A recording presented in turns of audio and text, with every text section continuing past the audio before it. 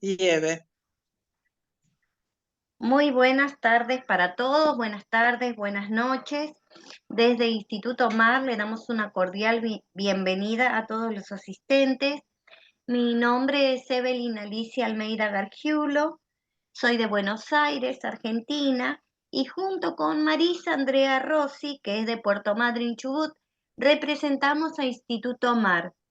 ¿Qué es Instituto MAR? Instituto MAR es un instituto de enseñanza de capacitación docente continua que trata temas de actualidad para brindar herramientas al conocimiento para docentes y particulares, público en general.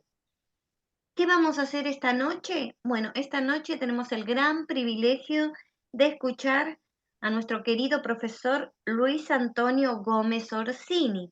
Él es argentino, residente en la provincia de Córdoba, magíster en gestión educacional, tiene un posgrado en intervención pericial interdisciplinaria, ingeniero, educador, docente, escritor, profesor, autor de varios libros.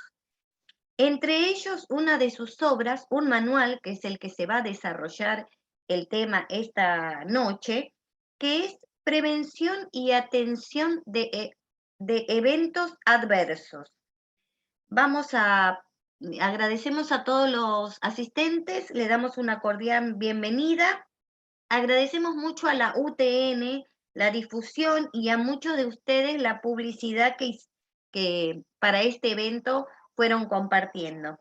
Bueno, Y ASADE. ¿eh? Y ASADE que Y auspicia ASADE. este evento. Y bueno, y agradecemos, que para esta oportunidad apaguen sus micrófonos para que no haya interferencias. Y bueno, ya le cedemos la palabra cordialmente a nuestro querido profesor. Bueno, buenas tardes. Es un gusto poder estar aquí nuevamente compartiendo material informativo, educativo. Así que, por supuesto, siempre es y agradecer al Instituto MAR, que ha sido el que nos ha abierto las puertas y nos ha dado esta posibilidad. Particularmente, la figura de Marisa Almeida, que son, digamos, las personas, digamos, las que han estado por detrás de todo para que esto salga realmente bien. Así que, bueno, lo que vamos a hablar es precisamente de eventos adversos. Es un tema que es de interés a nivel educativo. Es bueno que estemos informados. Existe una figura que es el usuario activo, que es la persona que se forma, que se prepara para poder actuar en emergencias. Pero esto no termina solamente en la cuestión. Mucha gente que No, pero en lo que está Carrera anda, se pasa de los minutos, se anda bien. Y van a entrar 450 de los 1500. se está mezclando el sonido, me parece. Bueno, decía entonces que también la temática es de interés para toda la gente que está vinculada a las áreas de seguridad, a las áreas de atención de emergencia, como el caso de bomberos, como el caso de la gente de salud, tanta buena gente que hace lo imposible porque tiene un sentido humanitario inmenso. Bueno, pero esta charla normalmente siempre yo la inicio mostrando algo de mi trabajo literario, que es la manera o la carta de presentación que habitualmente tengo. Así que si Eve me va a ir acompañando, pasando las diapositivas, yo diría que pasemos a la siguiente. Y les voy a contar que este libro que va a mostrar Eve es un libro del año 2011-2015, y que habla de una modalidad, una de las 8 modalidades que tiene la educación en Argentina, que es la educación técnico profesional. Este libro, más allá de que tiene un contenido técnico, lo que pretende es enfocarse en la problemática diferente que se dio en el siglo XX y el siglo XXI. Es decir, hace un tándem, una acción comparativa entre lo que es lo que ha sido la modalidad en el siglo XX y lo que es hoy esta modalidad en el siglo XXI. ¿Y por qué es importante? Porque muchas veces forma parte del proyecto de país. El proyecto de país dice de que se quiere exportar con valor agregado, bueno, ahí entonces esta modalidad cobra mucha fuerza. Sigamos adelante, Eve. Hay una sucesión de 4 libros, de los cuales hay 3 que ya están publicados y que tienen que ver con una temática que es la orientación ocupacional continua. Esto, si bien se relaciona con una orientación vocacional, no está directamente asociada. La orientación ocupacional continua en realidad es una estrategia para insertarnos dentro de un sistema educacional y poder conocer el estado de sus variables, el estado de sus indicadores y poder perfeccionarlo con el tiempo. Es una manera de alcanzar un modelo de calidad que nos pueda satisfacer. Para eso utiliza herramientas que tienen que ver con la orientación. Así están planteados estos libros. El primero es una investigación, es una tesis de posgrado y llevó varios años desarrollarla y tiene material informativo que fue recogido a través de inventarios e encuestas realizadas en unas 40 instituciones educativas de la provincia de Córdoba. Una cantidad importante de encuestas, la investigación es cuantitativa y está todo ese material disponible en este libro. Se denomina temprana porque está pensada para un periodo de formación en la educación pública, que abarca desde los 13 años hasta los 23, o sea que se inserta incluso dentro del trayecto universitario. En todos los casos estamos tratando de fortalecer la madurez vocacional de los jóvenes. Estamos tratando de que puedan responder con mayor seguridad quiénes son, a dónde van y cómo hacen para llegar a ese lugar. Por eso es que apareció un segundo libro que se llamó Orientación Ocupacional Continua, que ustedes ven ahí, que es tapa verde, y que en realidad debe haberse llamado Orientación Ocupacional Autodiagnóstica, porque está pensado para personas que no están en el sistema formal, para personas de cualquier edad que también se preguntan este tipo de cosas, ¿no? Y también tiene este material mucho contenido que se puede utilizar en el aula. Es decir, si bien el primero forma parte de una estrategia que nos permite trabajar la educación en una provincia, en un estado, en una nación o en un municipio, también se puede hacer en un establecimiento educativo. Este segundo libro se puede utilizar simplemente en el aula, ya sea de un docente o de un orientador. El tercer libro, que es, digamos, este es del año 2018, es la teoría y práctica de la orientación ocupacional continua, es un contenido que trató de aglutinar los 2 libros anteriores. Y el cuarto, que todavía no salió, que bueno, esperemos tenerlo en el año 2023, tiene los inventarios, es decir, tiene las encuestas. ¿Por qué?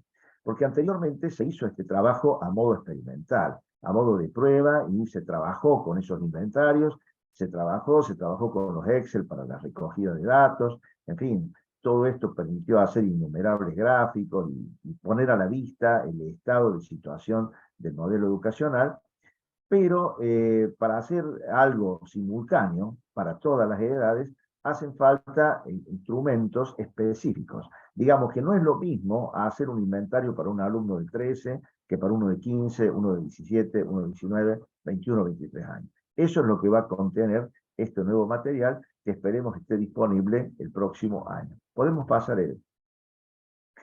Bueno, también, digamos, dentro del trabajo que he podido hacer hasta ahora, esta se va a saltar. Es probable que esta diapositiva se salte, a veces lo hace.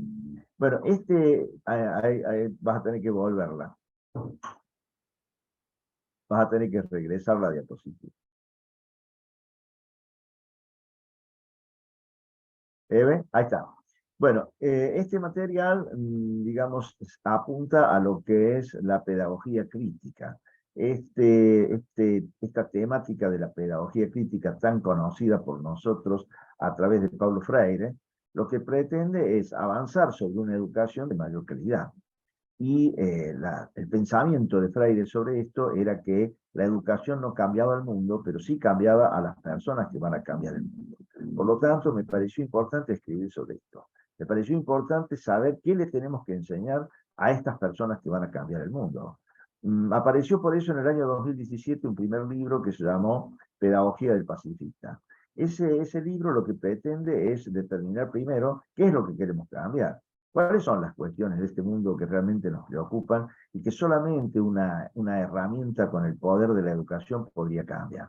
Bueno, esto es lo que hay que plantearse, si realmente estamos de acuerdo o no con la situación que tenemos, si no estamos yendo por el mismo camino del siglo XX, que fue un siglo absolutamente beligerante, y cómo hacemos para salir de esto y poder pasar a un siglo XXII que realmente tenga una prioridad humanitaria.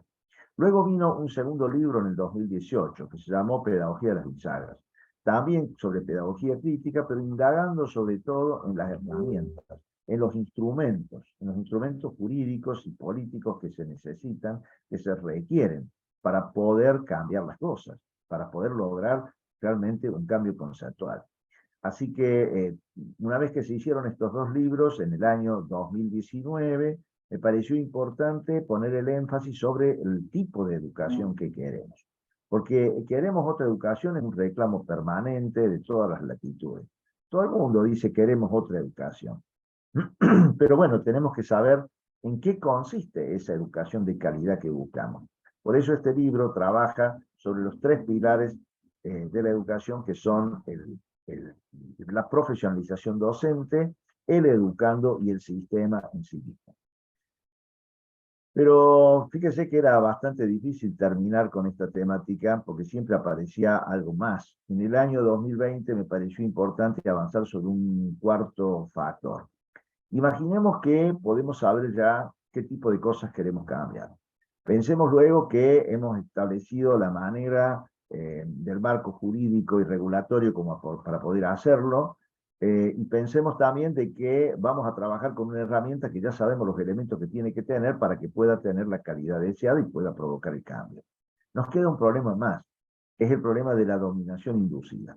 Porque este mundo, desde que existe, ha tenido siempre personas que han tratado de hacer que las cosas vayan en el sentido y la conveniencia que les parecía a ellos, ¿no? Entonces, ¿quiénes son estas personas? Bueno, estamos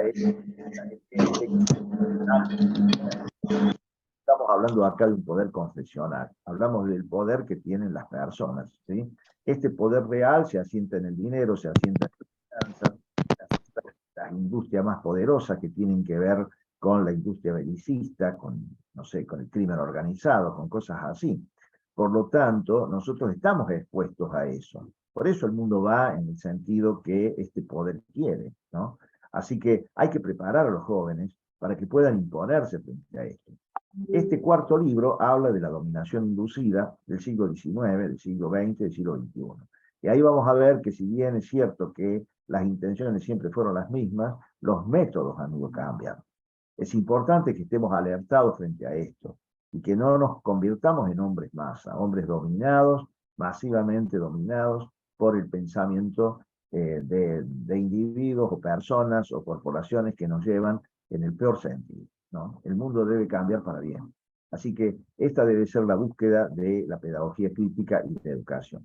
En el año 2022, este año, me pareció que todavía hacía falta una pregunta más para responder, que era cuánto tiempo llevaría a hacer estos cambios. Así que este libro también enfocó ese aspecto y reunió, en realidad, en este último material, Emma y Bruno, así se llama el libro, Pedagogía Crítica para Emma y Bruno. Emma y Bruno son mis nietos, pequeños nietos, que algún día serán los hombres del mañana, ¿no? Y para ellos está pensado todo este material, así que me pareció importante poder reunirlo en un único libro. Pedagogía Crítica para Emma y Bruno tiene el tratamiento de los 4 libros anteriores. Podemos seguir ahora sí. Bueno, también he realizado algunos libros que tienen más que ver con el posicionamiento filosófico o el posicionamiento personal de las cosas, ¿no? A mí siempre me pareció que era importante definirse y es importante que las personas podamos definirnos y que podamos saber cuáles son los parámetros que realmente vamos a trabajar o no, de qué estamos convencidos y hacia dónde tenemos que ir. Por eso es que estos libros contienen 400 frases propias y hay 400 frases que son de otros autores, por supuesto más importantes que yo. Sigamos, por favor. Bueno, de esta manera entonces llegamos a este libro. Adelante, Eve. llegamos a este libro, ¿no es cierto?, que es el de el manual MPA. Y podemos pasar. Bueno, esto es de lo que vamos a hablar hoy, ¿sí? Este es un libro del año 2019 que ha sido reeditado. Es un libro que ha generado bastante expectativa y yo creo que ya ha tenido bastante difusión, pero no la suficiente, porque contiene mucho material que a mí me gustaría que llegara a la mayor cantidad de gente posible que está vinculada a las problemáticas específicas de los eventos adversos. Entonces, es importante que entendamos que sin preparación no es posible hacerle frente a las situaciones adversas con las que nos enfrentamos. Vamos a pasar a la que sigue. Y vamos a hacer una reflexión sobre tres aspectos que se unen, que se vinculan. Porque en realidad un evento adverso es una situación, una condición que se produce cuando una amenaza de tipo natural o antrópica, también puede ser un factor de riesgo, entra en contacto con un estado vulnerable. Un estado vulnerable que tienen uno o más seres vivos, ¿sí? Bueno, esto es en realidad una definición amplia, pero es como para poder entendernos en la terminología, porque ustedes van a encontrar mucha terminología sobre esto, y es bueno tratar de encontrar algo que pueda englobar. A mí me pareció que el concepto de evento adverso era realmente un concepto que era aglutinante de todo lo que vamos a hablar. A partir de ahí, la vulnerabilidad básicamente es la situación de indefensión. Esa es la condición en la que quedamos frente a una amenaza que pone en riesgo nuestra seguridad. Así que además podemos decir que uno o más seres vivos, elementos o conjuntos de elementos que se encuentran en una condición vulnerable, lo hace por la preexistencia de factores de riesgo o por la preexistencia de amenazas, ¿no? Y que, bueno, por esa causa es susceptible de que sufra un daño. Podemos seguir. También es importante entendernos en la terminología del accidente y el incidente. En el manual, en este manual, que pretende ser un material de consulta, que, como les dije, pueda incluir información, el concepto de accidente está pensado como aquel evento adverso cuya situación de ocurrencia no era posible prever con anticipación.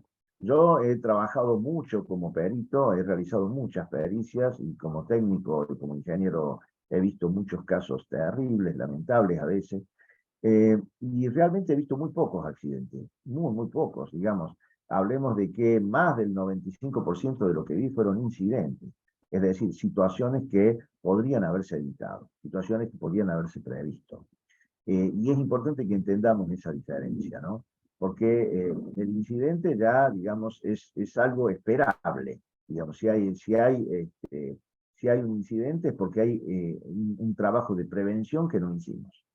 De hecho, ya no lo podemos hacer. Ya en ese caso ya corresponde hacer otra cosa. Adelante, Edo. Bueno, por eso es importante entender también que hay una distancia entre la prevención y la mitigación. Cuando uno dice que puede hacer prevención, lo dice porque tiene que tener algún fundamento, ¿sí? La fundamentación tiene que ser de dónde partió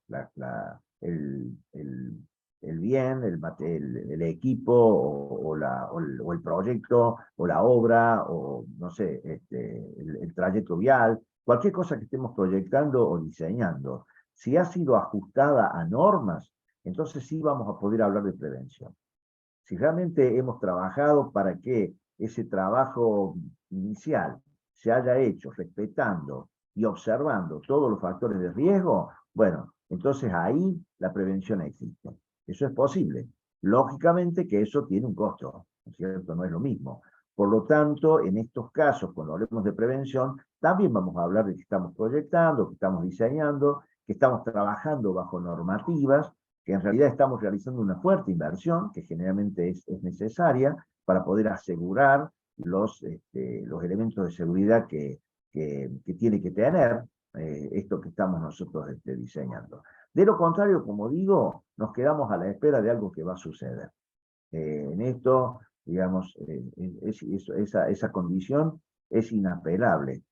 Si uno no proyectó, si uno no desarrolló bien las cosas desde el comienzo, lo único que podemos hacer es prepararnos para lo que va a ocurrir.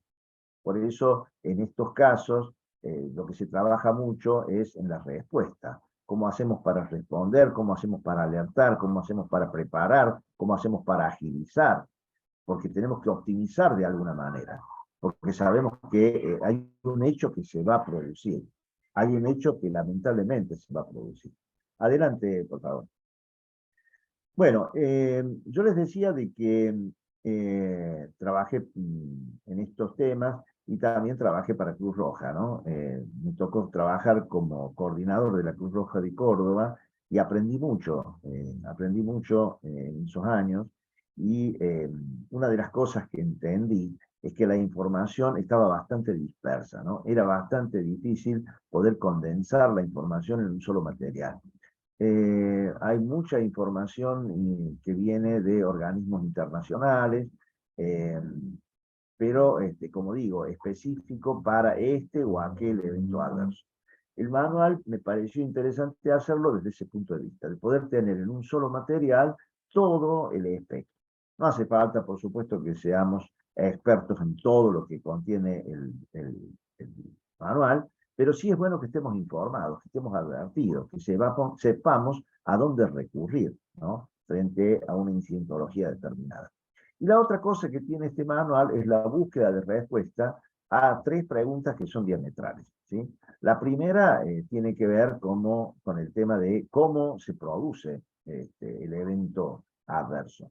Y en realidad está pensada desde la retórica, porque ¿qué dice la gente habitualmente? ¿Cómo pudo suceder? ¿Cómo pudo suceder si estaba todo en condiciones, estaba todo en regla? ¿Cómo le pudo pasar a él, que era una persona que realmente tomaba siempre todas las precauciones? Bueno, pasó porque había factores de riesgo, que a lo mejor no los vimos, ¿no? Entonces, cuando analicemos el cómo se produce el evento adverso, nos vamos a estar refiriendo a eso, a lo que visualizamos, a lo que podemos informar, a lo que vemos y medimos como factor de riesgo. Cuando hablamos de por qué se produce, estamos buscando encontrar de todo ese escenario, cuáles son los factores de riesgo que intervinieron, ¿no? Uno puede tener factores de riesgo en un lugar y no pasa nada. Puede tener 10 factores de riesgo y el evento adverso se produce solamente por 2. Entonces, cuando hablamos de por qué se produce el evento adverso, lo que tratamos de determinar es cuáles son los factores que intervinieron para llegar a desencadenar el suceso del que estamos hablando. Así que ahí también vamos a trabajar sobre las secuencias, sobre los hechos, sobre los entornos que pueden ser tecnológicos, que pueden ser sociales, ¿no? Es decir, pues vamos a ver que en realidad el espectro es bastante amplio. Y finalmente, ¿qué podemos hacer para prevenir o mitigar? Esto es lo que decíamos antes, ¿no? Que solamente tenemos esas 2 opciones. O prevenimos o mitigamos. Si se trata de situaciones que han sido bien pensadas inicialmente, vamos a poder hacer prevención. Y si no, nos vamos a tener que conformar con mitigar. Adelante, Eve. Bueno, por eso es que, adelante, Eve, no sé si me está escuchando. Parece que no me está escuchando. Estoy Eve, escuchando, profesor, estoy escuchando. Espere, no, lo estoy tratando de cambiar no me da. Ahí, a ver. ahí está, ahora sí. Y ahora van a ir pasando de a una, ¿eh? Vamos a bajar la primera, ahora hacerle un clic porque está desfasado en el tiempo. Hacerle un clic en la flecha de pasaje. Ahí Ahí. está. Vamos a ir uno por uno. El primero es de la crónica diaria y tiene que ver con el origen tecnológico, ¿no? Yo los llamo de la crónica diaria porque son eventos que se producen habitualmente y se cronican habitualmente y casi que nos acostumbramos. Está mal, pero lamentablemente pasa eso, nos acostumbramos. Nos parece casi normal o natural. Habrán escuchado a la gente repetir siempre las mismas cosas, ¿no? Después que pasa algo, dice, bueno, yo quisiera, pediría que esto no vuelva a suceder. Lamentablemente esto, digamos, es reiterativo. La verdad que los medios, los elementos, los recursos a los que podemos acceder no permiten que esto se detenga. Son de la crónica diaria. Sigamos con el otro, es de la crónica diaria, pero, digamos, el origen es social. Hagamos otro clic. Estamos trabajando en conjunto con Eve, porque yo no lo puedo pasar de acá. Hagamos un clic de paso, van a ir bajando, ahí está el segundo.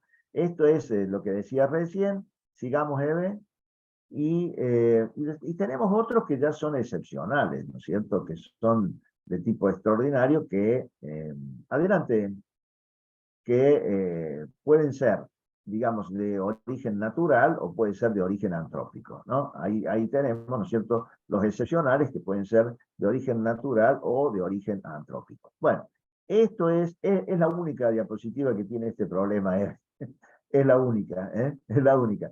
Bueno, sigamos adelante, pasemos. Bueno, esto es para entender cuál es el contenido que tiene el manual, cómo está fraccionado. Y adelante.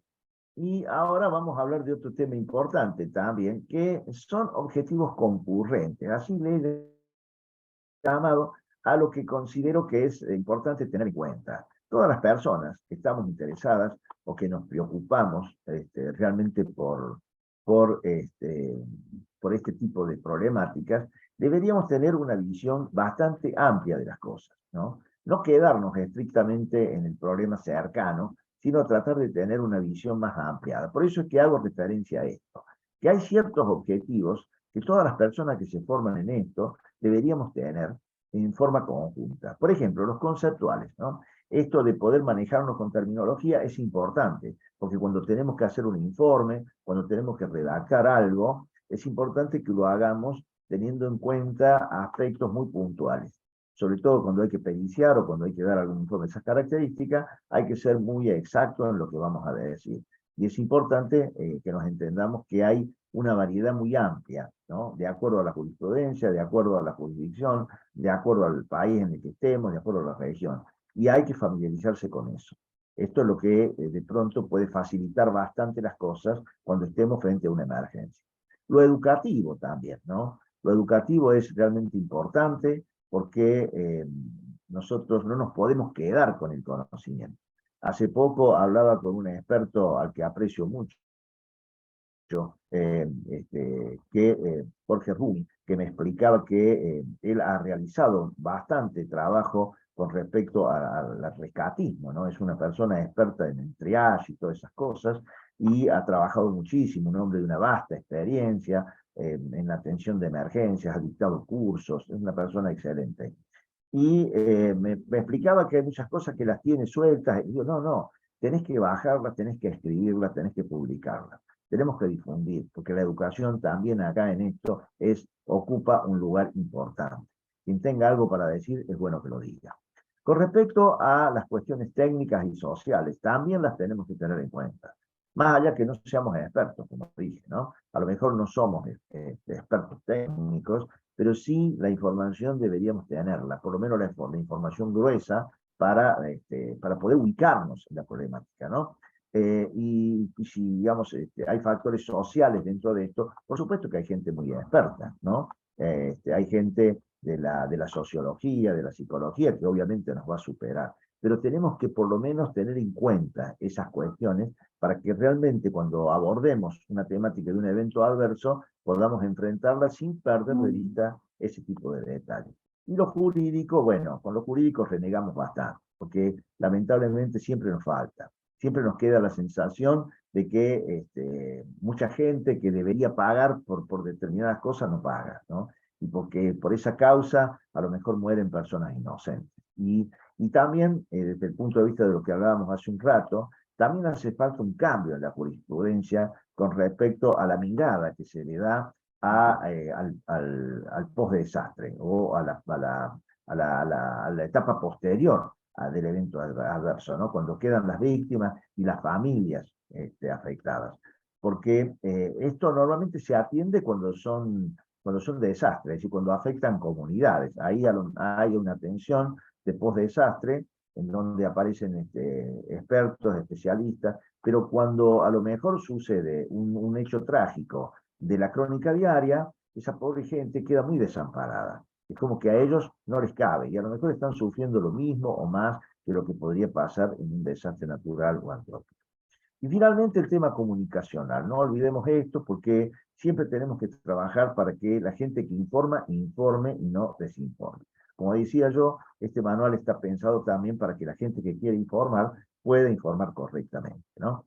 Hay así como una cuestión que cada vez está empeorando más, ¿no? Es como que el periodismo, en lugar de atenerse a la función básica, que es tomar la información y trasladarla, se ocupa de comentarla, ¿no? Entonces ya la verdad es que se empieza a transgiversar todo. Lo correcto sería que el periodismo informe, que tenga la información correcta e informe correctamente. Y que si tiene que entrevistar a alguien, entreviste a la persona que tiene que entrevistar, que es la gente que realmente sabe, ¿no? Porque en estas cuestiones hay gente que participa y a lo mejor no debería participar. Entonces, digo, son cuestiones para tener en cuenta, lo comunicacional y también la celeridad de las cosas. Hay cuestiones como las alertas que tienen que ser tempranas, ¿no? Y bueno, hay que trabajar para que eso suceda. Lo comunicacional es muy importante frente a una emergencia, ¿no? No es lo mismo una alerta verde que una alerta amarilla, una naranja o una roja, ¿no? Si nosotros con la alerta verde simplemente estamos preparándonos, estamos avisando para que la gente que tiene que estar en la emergencia se vaya prestando, con la alerta amarilla, ya les pedimos que se trasladen y que lleguen a su lugar de trabajo, a los nosocomios, a los lugares de salud. Con la alerta naranja estamos en una condición intermedia entre la amarilla y la roja, porque lo que estamos diciendo en realidad que el evento se está poniendo cada vez más crítico, y ya luego, digamos, toca la alerta roja cuando el evento empezó a desarrollarse. A veces se salta directamente a la alerta roja. Este es el peligro, ¿no? Y este es el problema. Y en esto hay que trabajar. Por eso digo, es interesante, es importante trabajar para que estos objetivos concurrentes los tengamos siempre en cuenta. Adelante, Eben. Bueno, nos vamos a plantear entonces ahora, y vamos a tratar de abordar en este pequeño espacio que va a ser simplemente de 1 hora, fíjense que no va a ser mucho el tiempo que vamos a tener, vamos a tratar de avanzar sobre si podemos determinar algunos lineamientos transversales. Vamos a empezar analizando los eventos de la crónica diaria y después vamos a analizar los eventos excepcionales, pero vamos a tratar de ver si tienen puntos en contacto o puntos en común. Esto es importante porque si realmente nos vamos a preocupar por estas cosas, es bueno que sepamos si realmente existen factores o situaciones que se reiteran a pesar de la diversidad de la que estamos hablando. Adelante. Ah, bueno, también quería decir esto. Yo hablaba recién de que esto va a ser una charla de 1 hora porque en realidad es el objetivo, pero obviamente que para desarrollar todo lo que yo voy a ir mencionando hace falta mucho más tiempo, ¿no? Yo los invito a que podamos hacer algún tipo de seminario o algo así, y ahí sí, digamos, seguramente vamos a poder trabajar esto con mucha mayor profundidad. Ahora vamos a dar simplemente un pantallazo, porque es muy denso. Cualquiera de los temas que vamos a ir abordando lo van a ver ustedes. Empecemos con estos, por ejemplo, que son de origen tecnológico y que todos los conocemos. Esto aparece cuando una persona, digamos, sufre una descarga eléctrica, ¿verdad? Esto es bastante frecuente, pero lo que no es frecuente es que todos sepamos que existen una serie de fenómenos que son muy diversos, que se producen de manera diferente digamos, tienen efectos muy distintos. No es lo mismo un cortocircuito que una sobrecarga, que una fuga eléctrica, no es lo mismo una sobretensión que una variación de tensión, no es lo mismo una descarga atmosférica. Entonces, el factor eléctrico es importante, pero también es importante que tengamos profundidad en el conocimiento de estas cosas. Algo parecido pasa con el factor gaseoso, ¿verdad? Porque a veces también se confunden las cosas. A veces la gente cree que la gente muere asfixiada por gas. En realidad ese es el menor de los casos. El factor gaseoso puede provocar intoxicación y asfixia, pero generalmente se produce por otra causa. Bueno, son dos las cuestiones que normalmente genera el factor gaseoso. O es eso, digamos, o es una muerte que puede darse por asfixia o por intoxicación, o es una explosión. En la explosión sí, digamos, participa el gas en sí mismo, pero en la intoxicación no, digamos, en la intoxicación es muy raro intoxicarse con gas. Normalmente lo que puede suceder, es una cuestión de exceso, pero lo normal, lo habitual en la mayor parte de los casos, se da por la intoxicación con monóxido de carbono. Esto tiene que ver con el proceso de la combustión. La combustión necesariamente requiere de 3 elementos conjuntos, ¿no? Es decir, requiere el combustible, requiere la llama, ¿no es cierto? Y requiere el oxígeno. Cuando estos elementos no están, empieza a existir la mala combustión, la combustión irregular. En esa combustión irregular es donde se desprende el monóxido de carbono. También el monóxido está presente en los gases residuales. Y fíjense ustedes que la mayor parte de la incidentología de la crónica diaria se produce generalmente por los calefones, ¿no? Son los calefones los que normalmente tienen mayor dificultad, en el orden del 60%, que es la proporción. Y hay otros elementos como los calefactores que tienen una influencia mucho menor, pero digo, ¿se puede trabajar con las tipologías? Sí. ¿Se las puede identificar y se las puede tratar de distintas maneras? Sí, ¿no? Esto es así. Pero este problema del monóxido es muy grave. Nosotros en Argentina hemos tenido un caso de República de Cromañol, que era era un boliche bailable, ¿no? Y en Buenos Aires, y que hoy en la estadística es el caso de evento adverso, digamos, provocado por el hombre, más grave que pueda haberse dado en la Argentina. Esto fue en el año 2004, el 30 de diciembre del 2004, se produce este hecho gravísimo, que se desata por una cuestión bastante irresponsable por parte de algunas personas que empiezan a utilizar dentro del local elementos que estaban encendidos, ¿no? Bengalas. Estas bengalas toman contacto con la zona superior, en el techo había una tela inflamable, esa tela inflamable a la vez toma contacto con poliuretano, y el poliuretano, digamos, empieza a despedir sustancias gaseosas tóxicas, muy tóxicas, entre ellas el monóxido de carbono, también ácido de cianuro también, ¿no es cierto?, que es el ácido cianhídrico. En realidad, ese ácido cianhídrico más el monóxido de carbono fueron los causantes, en realidad fueron los causantes del desastre. Fue un incendio, pero en realidad el hecho que desencadenó la mayor cantidad de fallecidos, que fueron 194, fueron estos gases. A esos, bueno, por supuesto que no había prácticamente en ese local posibilidad de salvación para mucha gente. Fue un escándalo tremendo adentro, porque, digamos, por supuesto, se cortaron las luces, no había luces de emergencia, no había posibilidad de salir, no había salidas pensadas para este tipo de circunstancias, la gente se desesperaba por salir, pasaba por encima de las de otros, la gente caía, era aplastada, y para colmo, el triage que se realizó tampoco fue adecuado. Yo recuerdo en ese tiempo que un rescatista me comentaba a mí, me anticipaba, mire, dice, mucha de la gente que va a ser trasladada va a morir en el traslado. ¿Por qué? Porque en realidad en el triage no se tenían los elementos necesarios para poder hacer frente a esas circunstancias, ¿no? La intoxicación por monóxido de carbono es muy grave y se requieren elementos de socorro, de auxilio, que son muy precisos, especializados. Y la gente que estaba en el triage, en esa zona de primer auxilio, no las tenía. Bueno, simplemente para hacer una referencia a la problemática que genera esta situación. En explosiones provocadas por gas, bueno, ha habido muchos casos, me acuerdo de una en México, por ejemplo, una estación de servicio que provocó alrededor de 500 víctimas, fue tremendo, ¿no? Ese caso. Así que, bueno, es importante ir identificando las causas, las razones, los factores de riesgo que existen en cada caso. Y en el transporte vertical, que es el transporte de personas o cosas, existen normas hace muchos años, pero esto varía mucho de un país al otro, ¿no? Nosotros, acá en Argentina, mucha gente no lo sabe, pero la mayor parte de lo que nosotros llamamos ascensores son montacargas. Fíjense lo que pasa en un país que siempre se ha caracterizado por su desarrollo y su despliegue industrial. pero esta vez nos jugó en contra.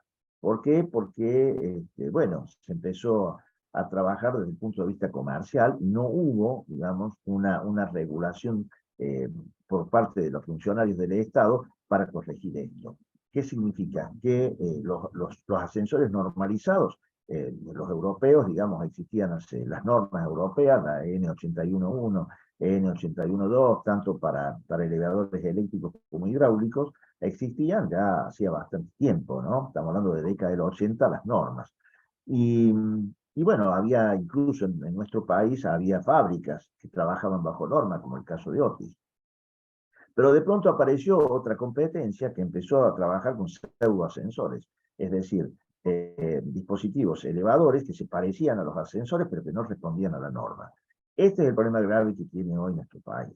Y bueno, fíjese que recuerdo un caso que me sucedió, fui a dar un curso en Bolivia, a la Sociedad de Ingenieros Bolivianos, y ahí estaba yo frente a todos mis colegas dando mi curso, y en un momento dado empiezo a hablar de un trabajo que yo realicé hace algunos años, que se denominó INPIE, que en realidad es un inventario de la prevención de incidentología en ascensores.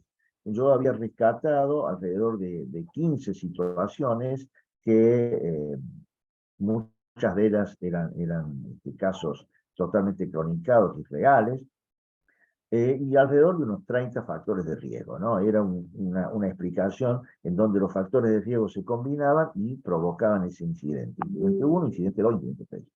Y en un momento dado me doy cuenta de que los ingenieros bolivianos hablaban entre ellos, se miraban y dijeron, bueno, ¿qué pasa?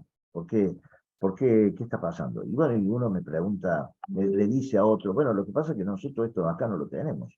Nosotros hace años que no tenemos ese tipo de incidentología con ascensores. Pero ¿qué pasó entonces?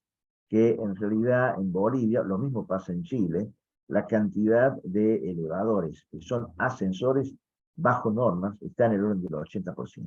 Ellos no han fabricado, ellos han comprado directamente a los fabricantes que trabajan bajo normas.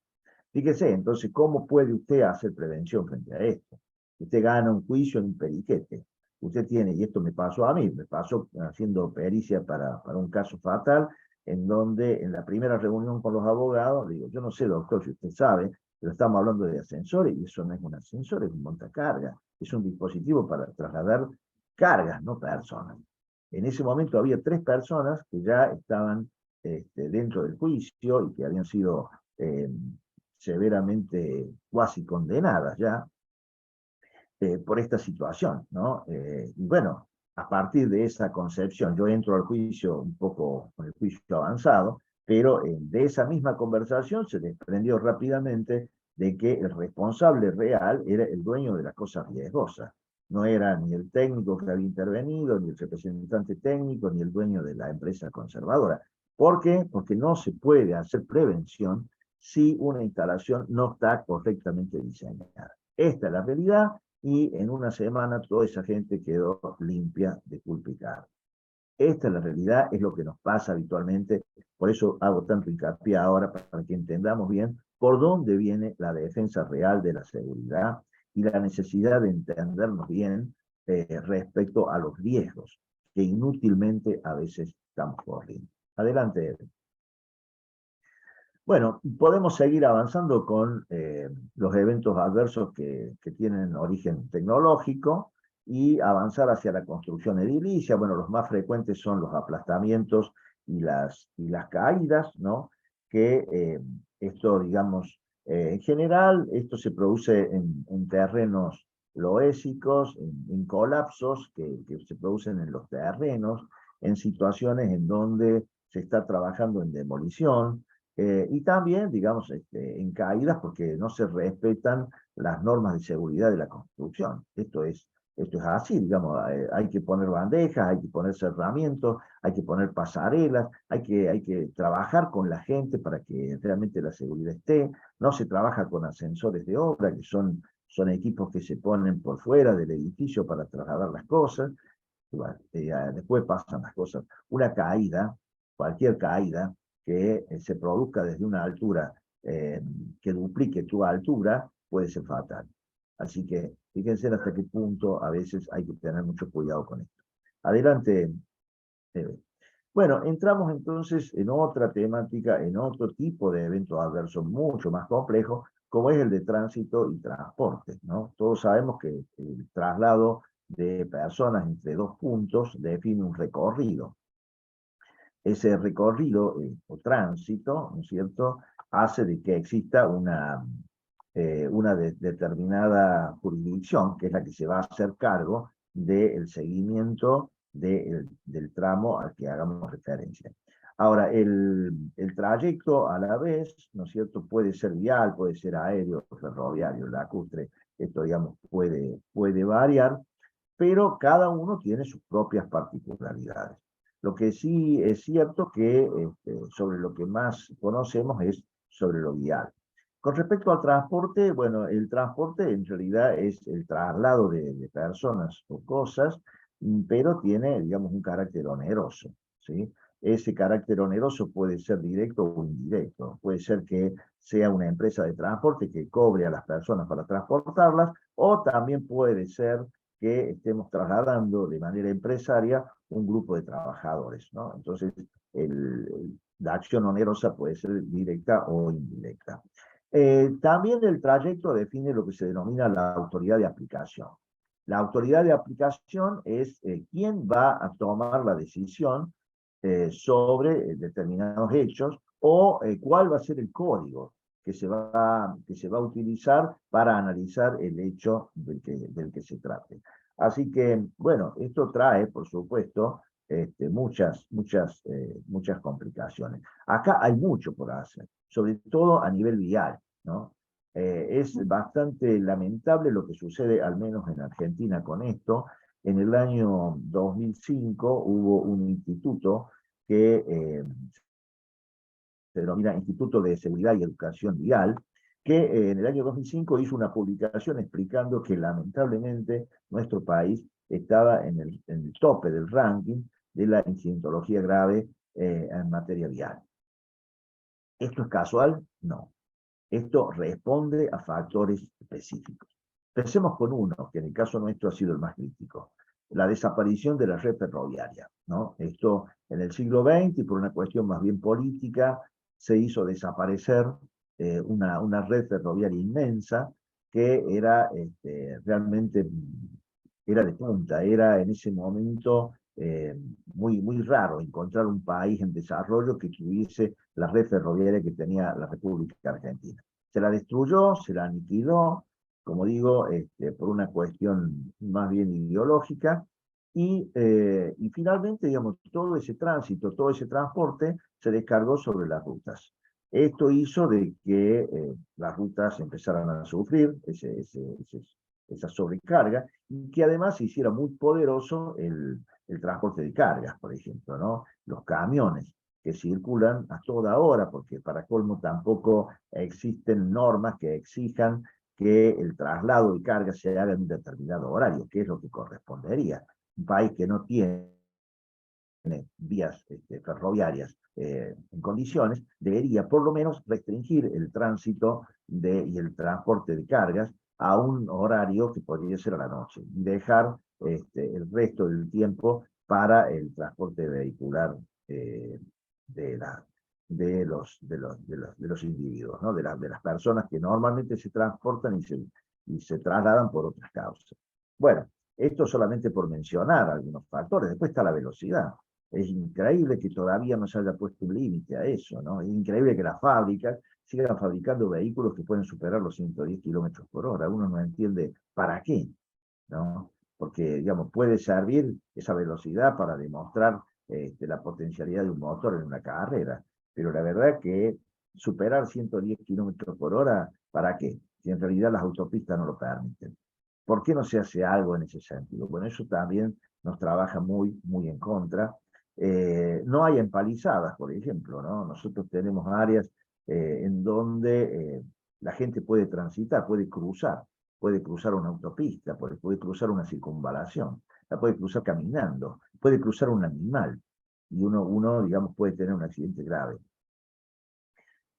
Tampoco hay un control más estricto con respecto a esas velocidades. Ya hoy con los drones se podría hacer otra cosa, se podría mejorar mucho y se podría trabajar mucho para poder frenar esto, ¿no? Porque hasta hoy existen grupos que se van anoticiando, que se van informando donde hay controles, entonces aprovechan los espacios sin control para avanzar la velocidad. Bueno, la consecuencia es lo que informó este instituto, que es coincidente con otros, ¿no? Pero la verdad es que encabezar el ranking mundial de incidentología fatal no es para nada agradable. También todavía hay muchos cruces, hay cruces de ruta donde no se ha hecho la rotonda. No se tiene en cuenta que la necesidad de inversión en este tipo de cosas, para mejorar estas cosas, redunda después en una diferencia en las pérdidas millonarias que provoca la incidentología de tránsito y transporte, ¿no?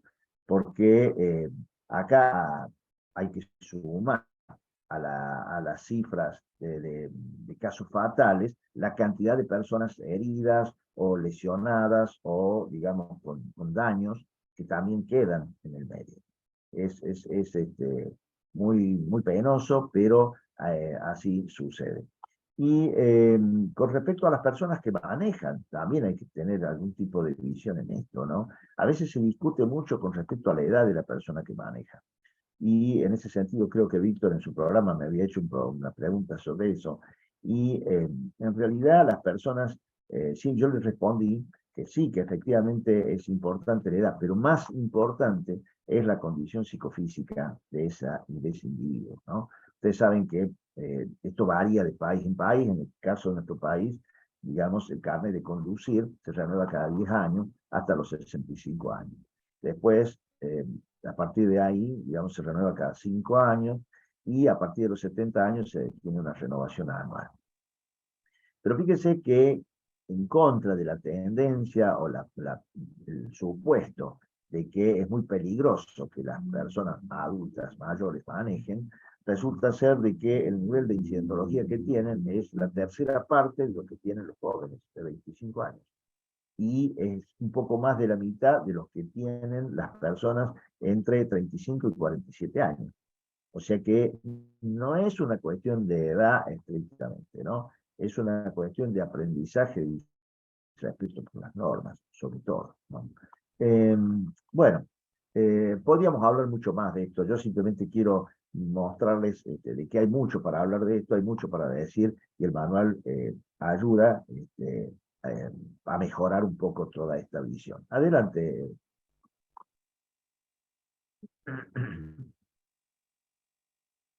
Bueno,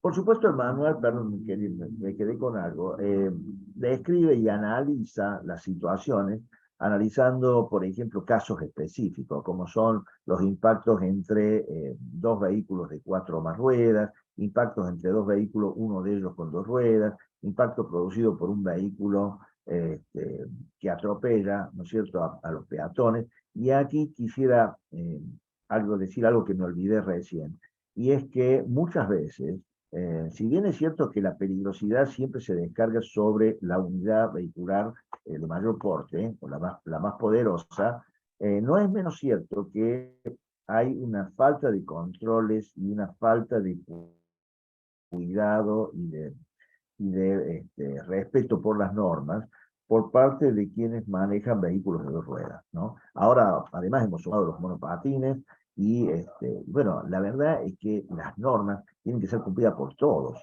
¿no? No solamente por los automovilistas. Acá, digamos, se da eso, de que a veces parecería que la persona que va en bicicleta o va en motocicleta puede cruzar semáforos en rojo. Parecería que la persona que cruza una calle puede cruzar por cualquier lugar y no por la senda peatonal. Así que en realidad falta mucho, en realidad falta mucho. Podríamos hablar también sobre el tránsito aéreo, ferroviario y demás, pero como les digo, se haría muy amplio. Vamos a pasar a otro tema, que es el tema de los focos de incendio. Bueno, acá, por cierto, el abanico es muy abierto. Sí es importante que nosotros nos capacitemos y nos formemos y sepamos los tipos de fuego, ¿no? Porque en este sentido, hay fuegos que se denominan clase A, clase B, clase C, clase D. esto tiene que ver con el tipo de material combustible, ¿sí? Si son, por ejemplo, materiales sólidos, que sería en el caso de maderas, cartones, papeles y cosas así, a ese tipo de fuego se denomina clase A. Y uno puede actuar sobre ese tipo de materiales con agua, con espuma. Pero si el fuego ya es clase B, que sería un combustible líquido, ya no podemos trabajar de la misma forma y hacen falta otros productos químicos para actuar. Normalmente, digamos, se trabaja a través de polvo químico o agua pulverizada, pero digamos es otro tipo de actuación porque es otro tipo de fuego. Entonces, en el fuego de clase C, por ejemplo, lo que nosotros tenemos es el caso de focos que se han producido en zonas eléctricas. Allí, por supuesto, no podríamos ir con agua, ¿no es cierto? Si fuese un transformador o fuese un gabinete eléctrico. Así que ahí tenemos los fuegos clase C, que también se combaten con algunas sustancias especiales, ¿sí? Y por eso aparecen también los extintores para cada uno de este tipo de fuegos, ¿no? Y existen incluso los triclase, que son los que trabajan en los fuegos clase A, B y C. Con respecto a los clase D, que no los mencioné, son los que se producen en metales, ¿sí? Y ahí sí, digamos, es un extintor especial. Bueno, digo, son cosas como para conocer y saber. También es importante entender que no es lo mismo prevenir que detectar o extinguir, ¿no? Uno, si quiere trabajar en esto, tiene que distinguir muy bien de que hay un proceso de detección que es absolutamente necesario. Y para eso nosotros necesitamos instalar elementos que se relacionen con alarmas, que se relacionen con detectores de humo, con detectores de calor. No sé, hay una cantidad de dispositivos que uno puede usar como para poder trabajar en la detección antes de que las cosas sucedan. Y luego, respecto a la extinción, también hay que hacer todo un trabajo porque tenemos que saber con qué lo vamos a atacar y cómo lo vamos a atacar. Hay mucha gente que no sabe utilizar un extintor, ¿no es cierto? Entonces hay que explicarle cómo se lo orienta, cómo se ataca y demás. Y también hay que ver que cuando las superficies a cubrir son muy grandes, hablemos de alrededor de 15.000 metros cuadrados o algo así, ya, digamos, necesitamos bocas, ¿no? Necesitamos bocas que son las que tienen manguera y que nos permiten atacar de otra manera. Y también necesitamos una reserva de agua. Es decir, esto abre un abanico muy, muy grande de cosas y hay que conocerlo, hay que conocer de hidrantes, hay que conocer de sprinklers, hay que conocer de un montón de cuestiones, y los tipos de proyectos varían de acuerdo a la complejidad. Hay determinados proyectos que son más sencillos y diremos, bueno, cada 30 metros pondremos una boca, y hay otros proyectos que son mucho más complejos, que requieren de cálculos mucho más complejos, y hay empresas muy especializadas en estas, como Fireless, por ejemplo, en el caso de Argentina, que realizan un trabajo muy puntilloso, muy de ingeniería, para poder decir, esta instalación realmente se ha calculado y se ha diseñado como para que la prevención exista.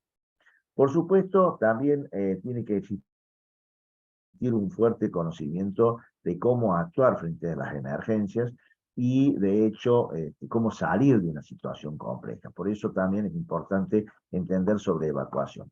Pasemos a la próxima, por favor.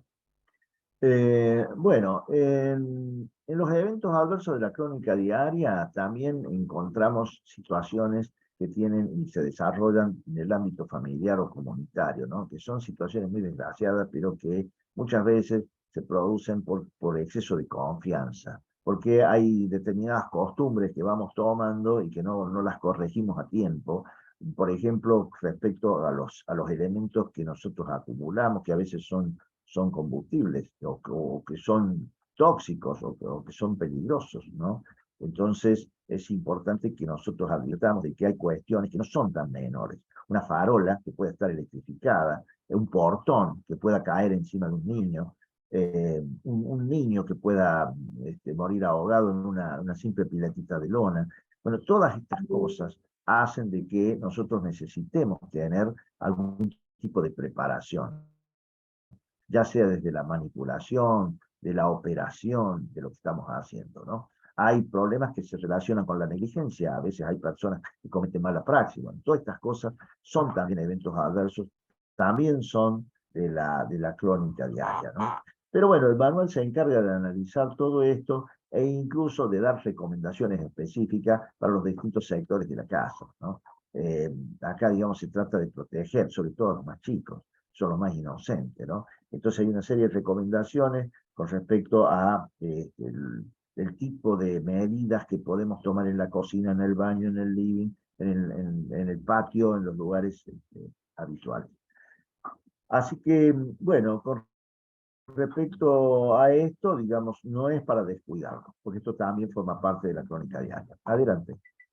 Bueno, tenemos otros que son más complejos y son absolutamente preocupantes, que son aquellos que se relacionan con la violencia urbana y rural, que son aquellos que tienen vinculación con el crimen organizado, ¿sí? O con la trata de personas. Ustedes seguramente de esto han leído muchas veces. Y bueno, esto en algún momento alguien lo tiene que corregir. Obviamente que acá hay intereses muy fuertes para que esto no cambie, ¿no? Pero, digamos, hay gente que gana muchísimo dinero con esto. Y este es el mayor problema, que el dinero después compra voluntades, ¿no? De jueces, de abogados, en fin, acá, digamos, hay un montón de situaciones que se vinculan mucho a la corrupción. Pero son eventos adversos que traen enormes, gravísimas consecuencias para las personas que lo padecen. Miren, por ejemplo, el tema de la trata de personas, solamente por mencionar, eh, hoy existe felizmente en Argentina una ley de trata, más allá que hasta que sucedió un caso emblemático, que fue la desaparición de Marita Verón, una chica joven. Bueno, y aquí apareció su madre para salir a rescatarla. Hasta ese momento prácticamente lo que se manejaba eran las indicaciones de una convención realizada por un organismo internacional respecto al concepto de la trata. Lo recuerdo bien porque estaba haciendo justamente el posgrado en intervención pericial interdisciplinar y trabajamos varios profesionales en el tema de la trata cuando todavía no existía la ley. Nosotros ese trabajo lo hicimos en el año 2007 y la ley de trata salió en el año 2008. Es la 26364, la ley argentina, que habla sobre la trata de personas y la asistencia a las víctimas, así se llama esa ley. Bueno, esta mujer fue la que realmente fue la que movilizó y movilizó a toda una sociedad. Fue un caso terrible, terrible, terrible lo que puede haber padecido esta chica y lo que deben padecer tantas personas que son víctimas de este tipo de hechos, ¿no? Así que, bueno, también estos son eventos adversos y también estos tienen que ser atendidos y también están en el manual. Adelante. Bueno, entonces llegados a este punto, tal vez deberíamos preguntarnos si existen algunos lineamientos entre todo lo que hemos hablado que podrían servirnos como puntos de vinculación. Yo he mencionado algunos acá y los voy a repasar con ustedes. Por ejemplo, podría decirles que casi todos los casos que me tocó analizar y que me tocó seguir o peritar han sido incidentes, ¿no? Ya lo había anticipado y que podrían haberse previsto. También les podría decir que el resarcimiento económico no basta, que no corrige nada. Hoy lo que está sucediendo es que todo el mundo recurre a seguros, ¿sí? Se protege con seguros. Entonces, una vez que sucede, de hecho, el evento adverso, el seguro respalda. Generalmente son grandes corporaciones o son esta condición, ¿no? Entonces, simplemente recurren al seguro y asunto terminado. Es como que su responsabilidad no se extiende por encima de esto, ¿no? Esto es muy lamentable. También decir es que uno familiar de las víctimas no siempre cuenta con la previsión estatal de una verdadera atención psicológica frente a una situación tan adversa como puede ser, no sé, la desaparición física de un hijo o de una persona dentro de la familia. El delito penal no siempre es considerado, incluso castigado. Y lo peor de esto es que la negligencia de los verdaderos responsables a veces queda impune. A esto sumémosle que no existe un registro estadístico. No hay, digamos, un registro estadístico serio, que realmente sea confiable, que nos permita saber detalles de cantidad, detalles de resolución, de cómo terminó, de la situación, bueno, que nos permita esa estadística trabajar en forma más seria. Y también que la responsabilidad de los funcionarios estatales es indiscutible muchas veces, pero sin embargo no se toca. Estos son algunos de los lineamientos que uno podría observar cuando empieza a trabajar en serio sobre este tipo de problemas. Adelante. Bueno, vamos a pasar entonces a los eventos adversos excepcionales y vamos a empezar con estos, ¿no? Que son los eventos adversos que son de origen natural y de tipo atmosférico, ¿no? Allí nosotros podemos hablar, eh, adelante, Eve, podemos pasar. Nosotros, digamos, en Ahí, esto, por perdón, supuesto, profe, ahí lo estoy compartiendo. ¿Usted lo puede ver o quiere que pase a la siguiente? no pase a la siguiente. Yo no sé cuál es, yo estoy viendo el de los lineamientos transversales y tendríamos que estar viendo el de origen natural atmosférico. ¿Sí? A Ahí ver. voy, profe. Ahí, Esa es. Sí, sí, ahí está bien. Ahí está bien. Bueno, un segundo que yo también la tomo acá. Bueno, entonces, decía, acá, digamos, lo que vamos a tomar, por supuesto, son las inundaciones y también las grandes tormentas. Esto es, ya entrando en lo que son los desastres o catástrofes, ¿no? Acá ya estamos hablando de situaciones, de eventos adversos más amplios, eventos adversos que afectan a muchas personas. Eh, es muy importante en esto del conocimiento y el trabajo sobre los desastres, todo lo que nos brinda hoy la, eh, el cine y todo lo que nos brindan hoy las películas que se han filmado, algunas de las cuales tienen, digamos, un grado de investigación bastante bueno, ¿no? Con respecto a lo que es una inundación, bueno, todos sabemos lo trágico que puede resultar, ¿no? Pero esto, digamos, es un hecho excepcional, pero se da.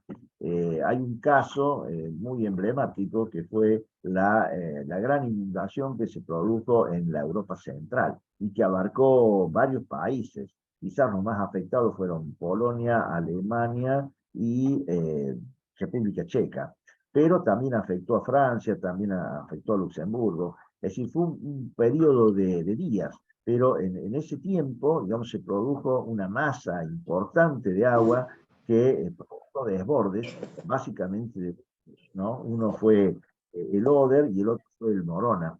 Estos ríos provocaron una inundación enorme y más de 100 fallecidos. Si uno ve el trabajo que se hizo en esa película que se llama así, La Gran Inundación, va a poder entender la peligrosidad que tienen estos hechos, ¿no? Y el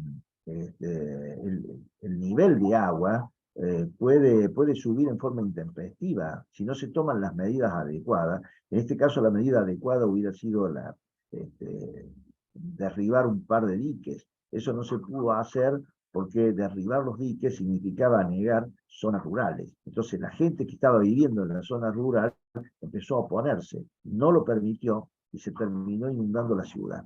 Las ciudades, digamos, con mayor concentración demográfica, provocaron finalmente una cantidad importante de muertos, ¿no? Pero digo, son situaciones extremas, pero no es común que el agua suba 4 metros, por ejemplo, ¿no? Pero esto fue lo que pasó. Con respecto a los huracanes, ciclones y tifones, bueno, ahí tenemos que decir que prácticamente todo parte de lo mismo. Todas son grandes tormentas, son situaciones que pueden anticiparse, porque ahora, sobre todo a nivel satelital, uno puede llegar a advertirlo. Pero, digamos, son situaciones espiraladas que se pueden observar y se puede ir viendo su desarrollo, verdaderos remolinos, que lo que traen es vientos de extremada velocidad que provocan gran destrucción, tormentas fuertes que provocan inundaciones, y, como les decía, cambia un poco la denominación de acuerdo a la región, ¿no? Porque, digamos, los tifones, por ejemplo, son más de la zona del noroeste del Pacífico, en tanto que los huracanes son más de la región caribeña, son más del Atlántico Norte, y en el caso de los ciclones tropicales, están más vinculados al Océano Índico, a la zona sur del Pacífico, pero básicamente, digamos, el fenómeno es muy parecido. Y bueno, lo que no está mencionado ahí son los tornados, que también es otra manifestación muy violenta a nivel natural, y son fuertes corrientes de viento que ocupan, digamos, la extensión es menor, es mucho menor que en el caso de un huracán, puede llegar a recorrer 20 kilómetros, normalmente se forma a 1 o 2 kilómetros de altura con respecto a tierra, y en un momento dado se conecta con tierra. La fuerza puede llegar a arrastrar cualquier cosa, son vientos de 400 kilómetros por hora, ¿no? Así que bueno, todas estas manifestaciones hay que conocerlas, hay que estudiarlas y hay que trabajarlas para poder realizar algún tipo de prevención. Adelante. Bueno, después tenemos otros que son los de origen natural también, pero que se relacionan con la geología, ¿verdad? Esto más tiene que ver con los movimientos que se producen a nivel de la Tierra, los terremotos, las erupciones, los tsunamis, los deslizamientos. Todo esto tiene que ver con el desplazamiento de diferentes capas tectónicas. Esto es porque en realidad la corteza terrestre nunca está estable, digamos, siempre existe cierta inestabilidad, y esta inestabilidad termina provocando un deslizamiento. Ese deslizamiento entre dos placas próximas es lo que provoca el movimiento, y en general, digamos, provoca fuertes daños, porque en realidad la intensidad puede ser muy alta, y también la magnitud del movimiento puede ser muy importante. A partir de ahí aparecen las escalas para medir, ¿no? Ustedes saben que existe la Richter, existe la Mercalli. Estas escalas lo que hacen es medir eso. Básicamente miden, en el caso de la Richter, miden la magnitud, y en el caso de la Mercalli, mide la intensidad del movimiento sísmico. Pero bueno, digamos, esto es parte de una realidad que hay lugares en donde se puede anticipar. No es tan fácil, pero hay situaciones que pueden anticipar. El caso de los deslizamientos y los aludes, por ejemplo, ha provocado numerosas víctimas. Y el problema a veces es un problema urbanístico, es no decirle a la gente que ahí no se puede construir, ¿no? Entonces digo, ¿se puede hacer algo? Sí, se puede hacer algo, pero a veces no se hace. Lamentablemente hay situaciones en donde no se toman todas las previsiones, y bueno, y las cosas pasan. Respecto a los tsunamis, por ejemplo, hay uno que también, volviendo a repasar lo que decíamos antes, de la importancia de poder ver esto, como lo trae hoy el cine, hay una película que se llama Lo Imposible, y que habla justamente de un tsunami muy devastador, ¿no? Provocó más de 200.000 muertes, y que sucedió eh, este, hace algunos años atrás en Asia. Bueno, el tsunami básicamente se produce también a partir de un desplazamiento, ¿no? Hay un par de capas que se deslizan, y es como que se produce un salto en el océano. Ese salto en el océano provoca la ola, y esa ola es la que finalmente llega y puede llegar a tener en la costa hasta 30 metros de altura, ¿no? Y puede invadir kilómetros hacia adentro, y es terriblemente destructiva. Bueno, son fenómenos naturales, y hay una serie de mecanismos que se están utilizando, como boyas y demás, para poder trabajar en la prevención. No es fácil, pero se trata de hacer. Adelante. Bueno, con respecto a a los eventos adversos que son de origen antrópico, bueno, nosotros ahí podemos tener de tipo, llamémosle, no intencional e intencional, ¿sí?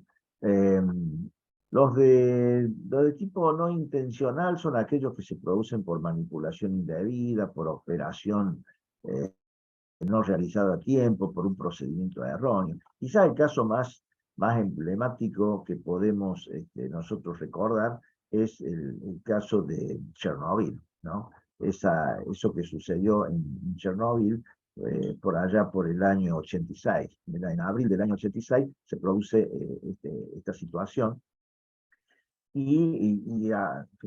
lamentablemente por error humano, ¿no? Fue una situación extrema, dado que se estaban haciendo trabajos de justamente de preparación. Eran trabajos que se realizaban para poner a prueba de la central. Y empezó en un turno y siguió en otro. Y en ese segundo turno la gente no estaba tan preparada como para poder hacerlo. Esto aparentemente fue lo que desencadenó el problema. La reacción no fue la necesaria. El reactor no recibió finalmente la necesaria refrigeración que necesitaba. Y bueno, la fisión nuclear allí, digamos, provoca inmediatamente un fuerte desprendimiento de energía, y eso hizo volar por esto, por supuesto, provocó una radioactividad enorme que se extendió alrededor por una enorme cantidad de kilómetros, y bueno, generó la muerte de unas 40 personas, y bueno, por supuesto, consecuencias graves para muchísima gente. Entonces digo, también existen los de origen antrópico no intencional, estas cosas suceden. Así que hay que tenerlos en cuenta y considerarlo, que el manual también los toma. Adelante. Me estoy apurando un poquito porque creo que estamos un poquito atrasados. No sé, Eve, vos me dirás. Ya estamos terminando. Nos quedan estos que son de tipo intencional, que son los que denominamos los atentados, ¿no? Atentados con explosivos, con elementos químicos, atentados que se producen con agentes biológicos, con explosivos nucleares, con dispositivos de dispersión radiológica. Bueno, acá hay que tener en cuenta que todo este tipo de situaciones lamentablemente nacen de la situación belicista que vivimos, ¿no? Porque si existen este tipo de dispositivos para generar atentados, es porque alguien los fabrica. Y las fábricas de armamento están desarrollando cosas cada vez más terribles, que después son practicadas, son puestas en práctica, en la enorme cantidad de guerras que existen en el mundo. La gente no tiene todavía la conciencia clara de que en este momento hay cerca de 90 guerras desarrollándose. Entonces, todos estos materiales después son utilizados por el odio que generan las propias guerras, ¿no? Porque, digamos, atentados han existido siempre. Hablemos que por allá por el año 1800 Napoleón Bonaparte tuvo un atentado, ¿sí? Que podríamos decir lo que fue con un coche bomba, no sé si ustedes conocen el hecho, pero en realidad era un carruaje. Napoleón tenía que pasar con su carruaje por una calle, entonces la contra, digamos, le quiso hacer el atentado y le puso otro carruaje detenido, que estaba ahí con su mula quieta, y que tenía una mecha que se puso en funcionamiento y tenía que ponerse y explotar cuando pasara el coche de Bonaparte que iba para la ópera. Pero bueno, ¿qué pasó? Bueno, lo favoreció la suerte, porque en realidad la esposa se retrasó, Napoleón se retrasó, entonces cuando salieron con el carruaje le pusieron el acelerador a fondo y pasaron muy rápido. Y bueno, lamentablemente, digamos, por supuesto tuvo un desenlace grave porque fallecieron 5 personas, pero Napoleón se salvó. Desde ese tiempo, digamos, vienen los atentados, no es que sean nuevos. Sí es cierto que la situación recrudeció por allá por la década del 60, cuando se produce la ocupación de Palestina, ¿no? La ocupación de Palestina provocó un verdadero polvorín en todo lo que es el Medio Oriente. Y bueno, y a partir de ahí, ojo por ojo y diente por diente, el mundo se quedará ciego. Y así fue como hemos venido presenciando una enorme cantidad de atentados. Ustedes recordarán el atentado de las Torres Gemelas, por allá por el año 2001, recordarán también en el 2004 los atentados en Madrid, las 10 bombas que se pusieron en el sistema ferroviario, recordarán en Londres, ¿no? En el año 2005, atentados también con explosivos, 3 bombas y 3 bombas puestas en el sistema ferrourbano y una cuarta que se colocó en un autobús. En el año 2011, por ejemplo, se hizo un atentado bastante grave en Oslo, Noruega, también con un explosivo y después un atacante que directamente estaba armado con ametralladoras y con pistolas y, bueno, fallecieron 77 personas. En Londres 56, en Madrid alrededor de 200, en las Torres Gemelas alrededor de 3000. Así que bueno, es esta la realidad que vivimos cuando existe la intención de provocar el daño. Por lo tanto, estos son de origen antrópico, pero intencionales, ¿no? Pueden ser producidos por muchas personas. En el caso de las Torres Gemelas había 19 personas que trabajaron para esto. Y en el caso de Oslo, por ejemplo, fue una sola persona. Esa sola persona mató 70. Esta, digamos, es como para mostrar la, la impotencia que a veces tenemos frente a este tipo de cosas que son bastante impredecibles. Adelante, Eve. Bueno, llegamos al final entonces para la última reflexión que tiene que ver con lineamientos transversales ahora respecto a los eventos adversos excepcionales.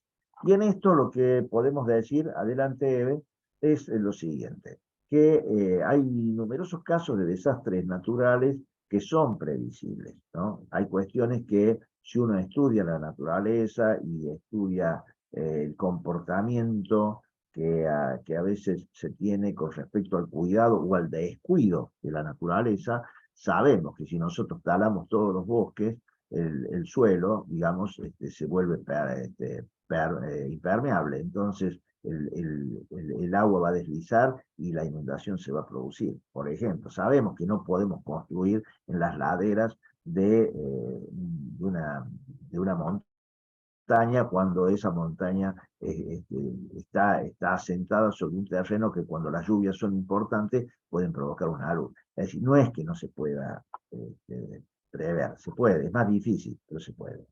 La preparación ciudadana es insuficiente, no alcanza. La gente hay que prepararla más. El resarcimiento económico nuevamente no basta, no corrige nada, simplemente sirve para tranquilizar los ánimos y para que un abogado le diga a la familia, mire, lo único que podemos hacer es esto, acá termina. La programación en base al crecimiento demográfico, que es lo que decíamos, y la construcción desenfrenada no nos ayuda para nada, ¿no? La negligencia de los funcionarios responsables queda impune muchas veces. Las fábricas de armamento producen dispositivos bélicos cada vez más letales y fuera de todo control. Esta también es una realidad lamentable que nadie controla. Y los sistemas de alerta temprana no siempre actúan con la anticipación necesaria. Por eso pasamos directamente a una alerta roja. Bueno, con esto vamos a terminar, Eve. Vamos a cerrar. Creo que hay alguna gente que quería hacer algunas preguntas, así que las voy a responder. Si ustedes quieren tener más información sobre estos libros de los que yo les he mencionado, tienen que entrar a la www.lagolibros.com.ar. Ustedes entran a esa página y después hacen clic en cualquiera de estos libros y van a tener más información sobre los contenidos y en general, digamos, van a tener más material. Hay material disponible en esa página que ustedes lo pueden bajar directamente, ¿no? Y si no, digamos, pueden acceder a comprar el libro o el libro que les guste, que lo pueden hacer como ebook o lo pueden hacer como libros. Eve, adelante. Bueno, muchas gracias, profesor. Ha sido un placer escucharlo. Voy a dejar de compartir pantalla para que nos aparezcan los participantes. Y voy a leer alguna pregunta del chat. A ver. En caso de bicicletas, pregunta Paula, ¿El control o normas de tránsito en Argentina, cómo es? Bueno, en general, todo lo que son unidades de 2 ruedas tienen un control bastante liviano. Bastante liviano. Acá uno puede, lamentablemente, ¿no?, ver en grandes ciudades que la gente que transita en motocicletas o en bicicletas no siempre lleva casco, por ejemplo, ¿no?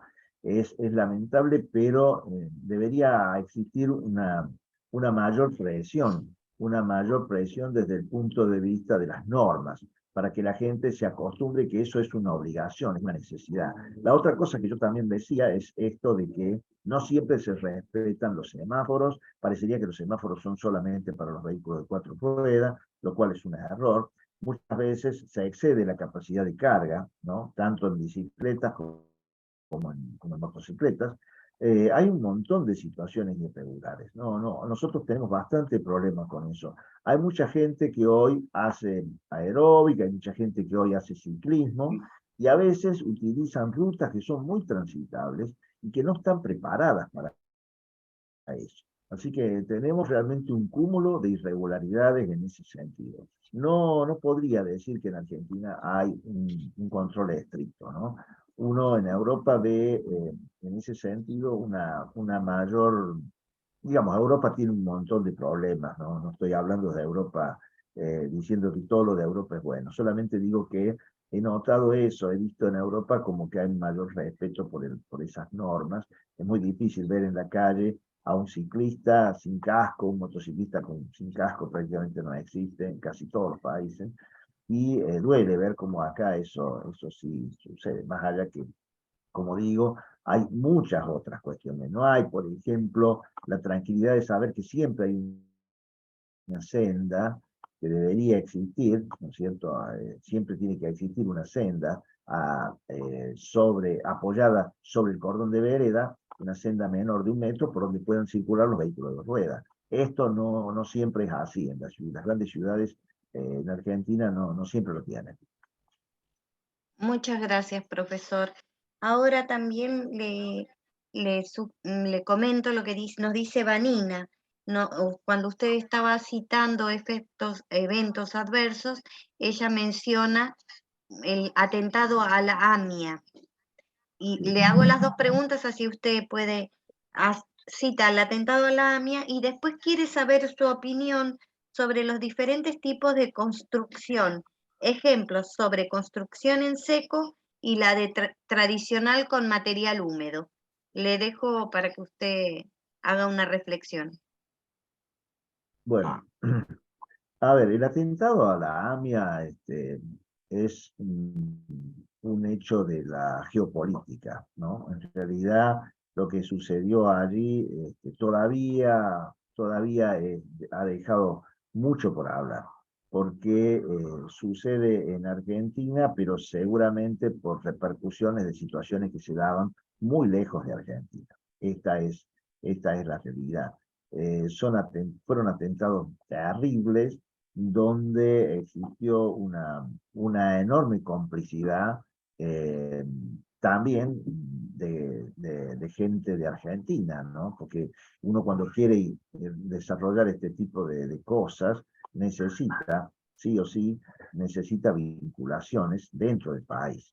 Esto es lo que pasó. Digamos, es un hecho que se desata en Argentina, pero que tiene orígenes seguramente muy lejos de Argentina.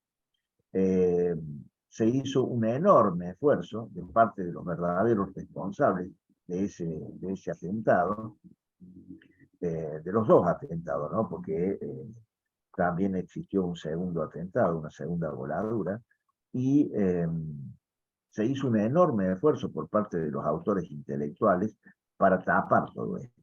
Esfuerzo en donde participó mucha gente, como le digo, que pertenecía a nuestro país.